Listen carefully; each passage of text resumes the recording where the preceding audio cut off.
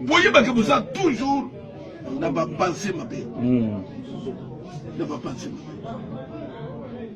Ma licence c'est tout que nous sommes papa fan d'année ah oui c'est que vous doit $1000 1000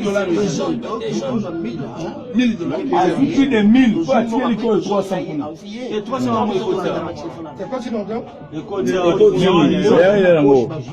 600 la prix on va y 500 on le bigue c'est que la poche mais je vais 500 on va 500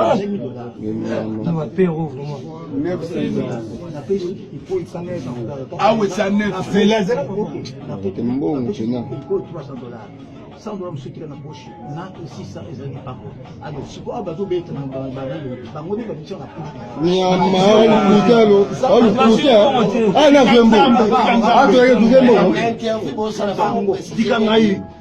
Ikoyo alembo nende ikoyo bi supporter ikoyo arrivé ça dénoncer des ikoyo appelé sunani le côté nana bena dona banda kala beni ngaki pourquoi ikoyo na nzuma tango dona peso mbongo bazaki na nani sunya de tango dona peso mbongo azaki na nani tango dona peso mbongo azaki na nani dona peso mbongo azaki na nani dona tango peso mbongo azaki na nani azaki yemoko na Pacific Hotel ozo confirmer parce que na filmé le téléphone.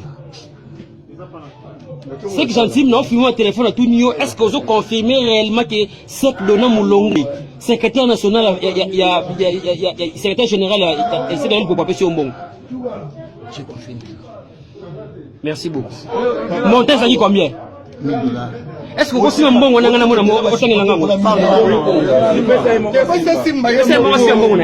si un bon on a contribution c'est combien? Simbambo Zambena boya olatike mo vandina bo santu ozinga mina mangeno bakoyemela kayoto pe pourquoi Zambena boya olatike mo vandina bo santu ozinga mina mangeno bakoyemela kayoto pe pourquoi. Mbote balandi ya MDG DTV Mafuta Sika. Ezalinga wabino mère Dorcas la grande dame. Toi les sous lelo comme d'habitude pour na koya ko pesa bino ba news. Pe ko pesa toli. Ndenge to mesana. Oui, bande ko to uta ko mona to pe to moni tozo mona vidéo moko zo circuler na toile ya avec Mukuna. Azo torturé diacre. J'espère que c'est comme ça. Ndenge to yokeli yango. Ah oui. On est venu comme éclaircir un peu l'opinion et puis qu'on peut s'attoler kaka ndenge to mesana parce que c'est très important. Congolais to ebi toza makasi na ba les on dit hein. Toza pe makasi na banti valeur.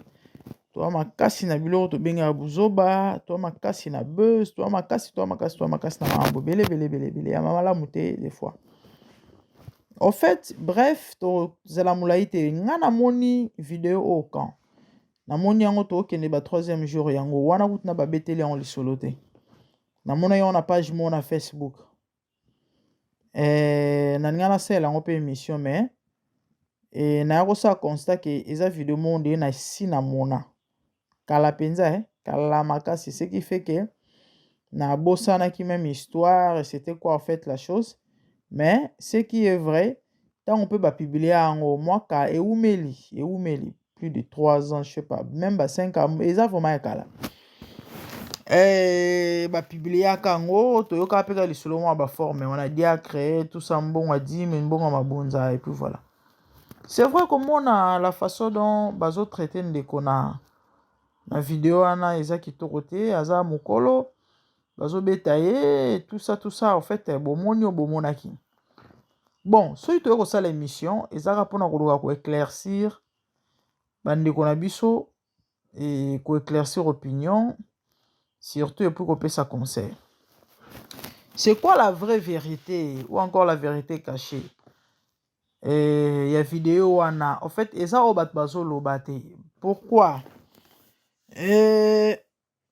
toyebi Pasteur Mukuna azalaka na ebite soka azalaka to azalaka kaka président ya Renaissance na ebite no ba azalaka to azali pour père moto yoka rono a démissionné tiki a tout ça. Oh, en fait je sais pas trop mais bref tant Pasteur Mukuna zaki na involve na mambo Renaissance équipe na ye tant Renaissance ezoko kopela moto et moi no benga mu pepa sika oiza mu pepa sika bano yo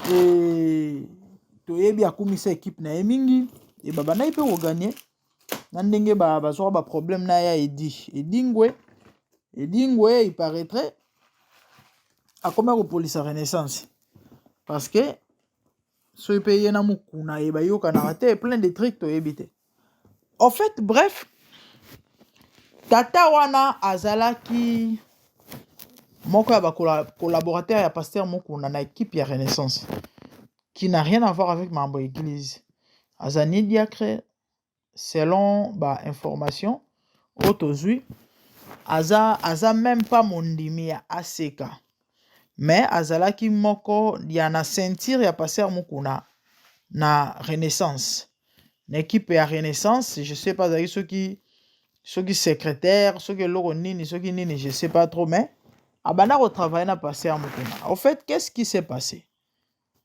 Tata wana ba corrompaki selon ndenge toyoki tata na ba corrompaki ye do ba pesaki mbongo pour corrompre ba joueur pour ba joueur ba livrer match ou encore ba kaba match boto yebi ba makambo wana ndenge salemaka ya sport ba ba fini bino botalika sunde za bobondi maka kopola bobeta na bino mabe mais bino bopola biso to gagner ba biloko wana toyebi ezala trop surtout en Afrique.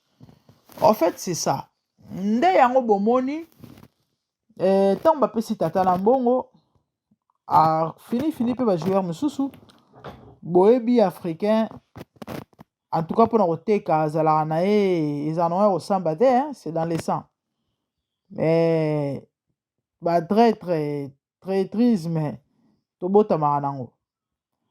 Et il y avait aussi des joueurs bazaki bandimaki na bango bazusu bambongo bazusu pe bambongo quand nde balobaka place baoboma moto amawazangaka te moko na bango asepelaki te ye nde moto akende koteka diske ntango ake kofunda bato mpe komele bango na matoi bazalaki d'accord te basepela ye te atande nani yango mpenza akosepela na eloko ya modela boye basala yango epa na yo na équipe na yo to na eloko na yo na entreprise na yo tout ce que vous voulez yango Pasteur Mukuna asepelaki te nde bomoni bandeko wana basilikaki babande kosala ye komenase ye abimisa mbongo oyo bapesaki ye tout ce que vous avez vu na baimage tokomeka kotiela bino yango et puis voilà par rapport ya vérité ya lisolo to ya likambo c'est ça ana diacre te kwa iba mbongo mabonza to mbongo adime ndenge bato baza koloba ndenge bato baza koloba eza yango bongo te et c'est juste une personne qui travaille avec le papa na makambo football kuna nde akendaki kozwa corruption pour équipe epola aye corrompre bajoueur mosusu mpe bandimaki mais moko azali d'accord te ndakende kofunda. Par rapport à conseil bandeko nanga nayebi ke bato ebele ndenge naye koloba boye basepeli te. Pourquoi basepeli te? Parce que Mukuna aza diable. Oui, parce que bayebi Mukuna na image moko boye. C'est ça en fait le problème avec nous Congolais. Soki muto asali mabe il faut okunda ye, il faut otia epine. Soki muto ase retrouver na erreur il faut koeffacer. Soki mutu a commettre mbeba pona Congolais ezalaka il faut lui moi exister sous ce thé. Ce qui veut dire ata soki mutu wana lobi asali malamu bato bakolobela malamu wana te. So bato bakolobela malamu wana en tout cas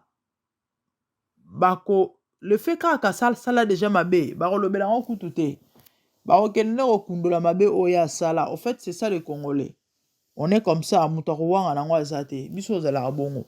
So mutu afote tokunda ye, so mutu asali mbeba tozalaka na likanisi te to topesa mutu chance abongisa to tosunga mutu de façon ke akoya so na mbeba te non biso ozala mbangu fo na kolapide moto ou encore so moto adindi na libulu to azodinda na libulu na place totia loboko mpo tobenda ye biso tokenda su koenfonce moto wana okoka bozonia te na motu na misapi ya maboko ya comme ça maboko elemba adinda na kati ya libulu leveke humain aza moto lokola bato nyonso ana basentima aza na mai na makila na nzoto tout comme akokosala mabe akokweya akoki kozongisa boye kosala boye ce qui est tout à fait normal mais est-ce que cela veut dire que il faut bato bakunda ye to baluka continue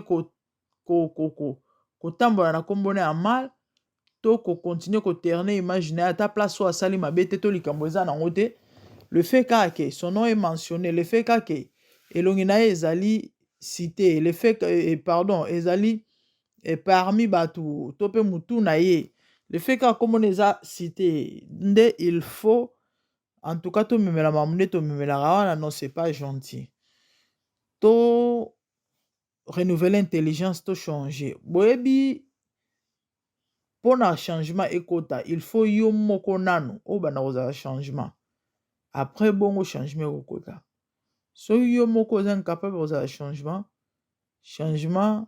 kozela yango epa bato mosusu te donc yo nano faut bana kozala changement avant bato mosusu bakoma changement donc vraiment tosala effort tolongola bizaleli oyo tolongola eloko oyo ya mabe makasi ya kitoko te eza malamu te nde ya moke oyo tozalaki nango ya kopartage ka nde nayebisaki bino ke tozala na biso molai te et la vérité par rapport ya tata oyo baza kofina wana bomonaki azali diacre te aza be mondimi ya aseka te c'était juste un collaborateur ya évêque oyo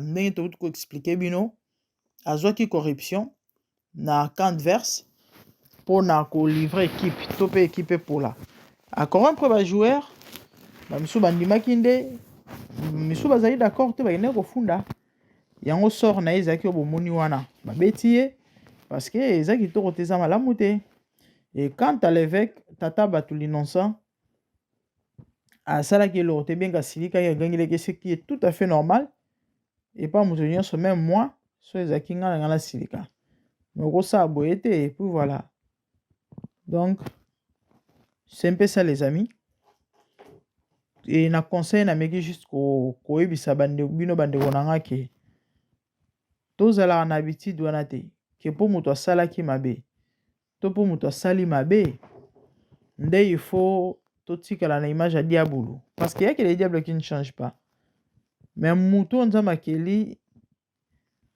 aza akoki kobongola motema to akoki kochanger donc plus toyeba kosoutenaka na bafaiblesse ya baninga kokompatisaka vous voyez moto akwei moto asali mabe boreleve ye bopesa ye loboko bosunga ye enfin ke akoka kobongisa mpo lobi azonga na meme mbeba te na place ya kobambe mabanga ya kofinga ye ya kokunda ye kaka mpo asalaka mabe moko boye eza kitoko te parce que on est tous humains moto aparfait na mokili aza te bible ezoloba esengeli mokili mobimba babima bato ya lokuta nzambe ka nde azala moto ya solo to patikala solo donc ce qui veut dire personne sous le soleil ne pêche point comme dit la Bible et donc voilà quoi on est tous humains en faute et tout ça là erreur donc et puis voilà quoi c'est un peu ça nzamba pambola bino pona lelo bandeko tokosuka na biso awa. Quant à moi, je vous revois prochainement. Tozozong c'est la bino lisusu. Ba image yango bomona. Tope boyoka. Merci, à plus. Pourquoi je l'aime? Voyez que vous êtes toujours n'a pas pensé ma paix. N'a pas pensé ma paix. ba licence zo Teke do zongo papa fanda ne awa biso ke uzwa. $1000. $1000. Plus de 1000 fois tirer les coins 300. Et 300 C'est quoi sinon donc? Dans 600 na free. Beta yo on va y 500. On le bige c'est na poche. On s'en na poche. Mais je vais $500. 500. Ça va payer vraiment. Ah oui, c'est neuf. C'est bon tena. $100 msukira na poche na 600 ezali pako alors siko abazobeta na barelo bangoni babiso na poche Nyama kutelo. Oh kuta. Ah na vembo. Ah to ye vembo. dika ngai ikoyo ale mbongo nende ikoyo bishipoka na ikoyo ale Uta dénoncer ndé. ikoyo apesi sunani. nana bena dona banda kala beli ngaki pourquoi Ikoyo na nzungu. Tango dona peso mbongo bazaki na nani? Tango dona peso mbongo zaki na nani? Tango dona peso mbongo zaki na nani? Dona peso mbongo zaki na nani? Dona tango peso mbongo zaki na nani? Azaki yemoko na Pacific Hotel. Ozo confirmer parce que on filmé le téléphone. C'est que j'entime on filmé le téléphone à tout niveau. Est-ce que ozo confirmer réellement que c'est Dona Moulongi, secrétaire national secrétaire général c'est même pour papier sur mbongo. j'ai confirmé. Merci beaucoup. Montant ça dit combien? Est-ce que vous aussi un bon on a un amour au sein de l'angamou?